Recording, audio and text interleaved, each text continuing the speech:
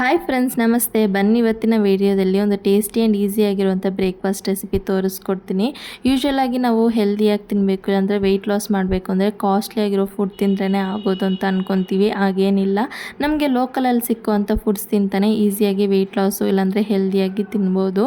Usual ಆಗಿ 100 grams of ಓಟ್ಸಲ್ಲಿ ಎಷ್ಟು value ಇರುತ್ತೆ ಅದರಷ್ಟೇ ವ್ಯಾಲ್ಯೂ 100 ಗ್ರಾಮ್ಸ್ ಆಫ್ ರವೆಲ್ಲೂ ಇರುತ್ತೆ.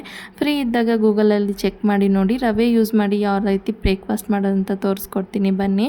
ಫಸ್ಟ್ ಒಂದು ಚಾಪರಲ್ಲಿ ಈರುಳ್ಳಿ, ಕ್ಯಾಪ್ಸಿಕಮ್, ಕ್ಯಾರೆಟ್, ಆಮೇಲೆ 2 ಹಸಿಮೆಣಸಿನ್ಕಾಯಿ, ಕೊತ್ತಂಬರಿ ಸೊಪ್ಪು ಇದನ್ನೆಲ್ಲ ಹಾಕಿ ಚಾಪ್ ಮಾಡಿ ಇಟ್ಕೊಳ್ಳಿ. ಇವಾಗ ಒಂದು ಬೌಲಲ್ಲಿ ಒಂದು ಸೌತೆಕಾಯಿ, ಒಂದು ಕ್ಯಾರೆಟ್ನ ಚೆನ್ನಾಗಿ ತುರಿದು ಎತ್ತಿಟ್ಕೊಂಡು ಇವಾಗ 1 ಕಪ್ಪಷ್ಟು ರವೆ, ರುಚಿಗೆ ತಕ್ಕಷ್ಟು ಉಪ್ಪು ಹಾಕಿ ಚೆನ್ನಾಗಿ ಮಿಕ್ಸ್ ಮಾಡಿ ಒಂದು 10 ನಿಮಿಷ ನೆನೆಯೋಕ್ಕೆ ಬಿಡಿ.